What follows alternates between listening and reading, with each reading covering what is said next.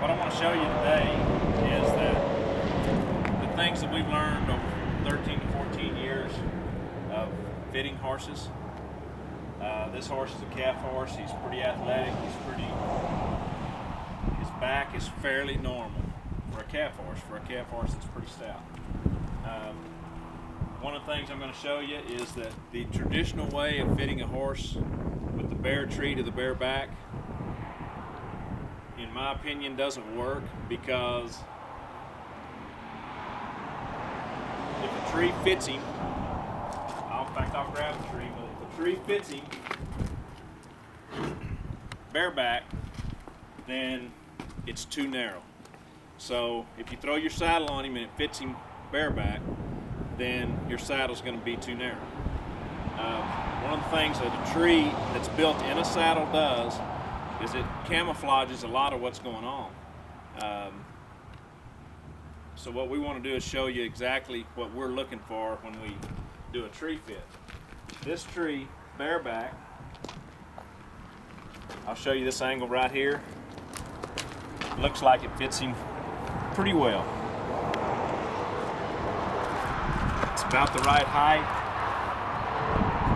It's got the right flare in it.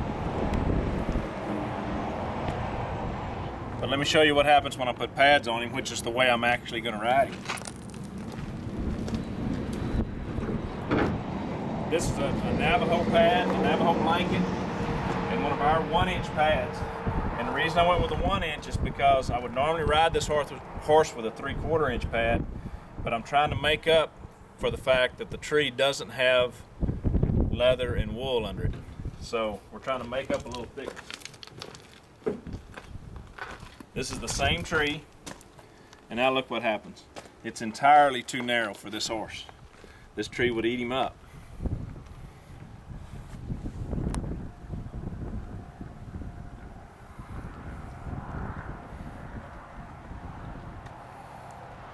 So now I want to show you a tree that I would ride on him. So I wouldn't ride this tree on him, even though it looked like it fit him perfectly without the pads.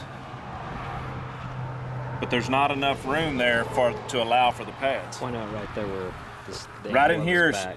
You're going to get all your weight-bearing surface is going to be right here at the bottom. There's nothing touching him up here. So what I want in this area right here, I want it to lay down against his back to distribute more weight. And being a calf horse, he's going to take a lot of pressure to the front of the tree. Plus, I want to lower this leverage a little bit. The rope's right here. That's pretty far away from his back. So when the tree takes a jerk, it's gonna increase the leverage on him.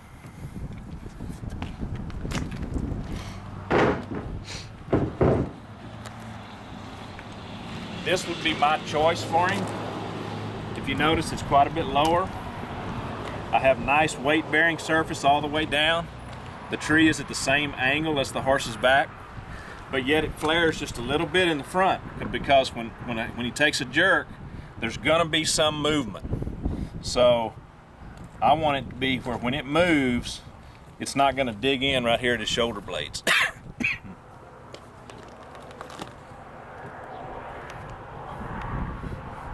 This tree is what we call our number 4 fit.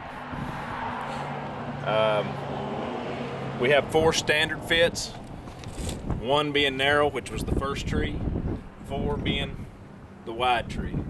And for him, this wide, the most common fits are 2 and 3. However, he is a little wider than most, so the number 4 is going to be better for him.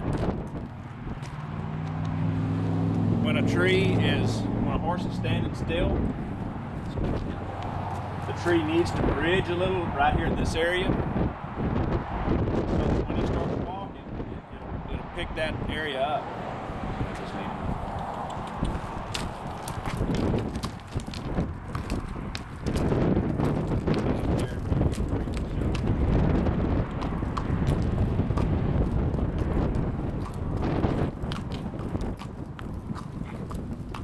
Now we've got room back here as he's walking.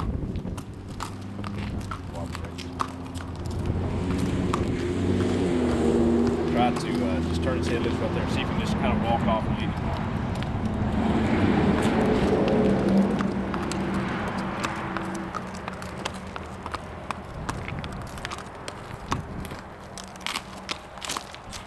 show what I wanted to show.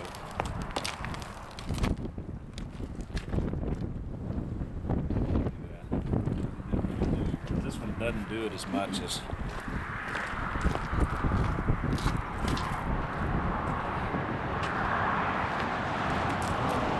Let me do this. Let me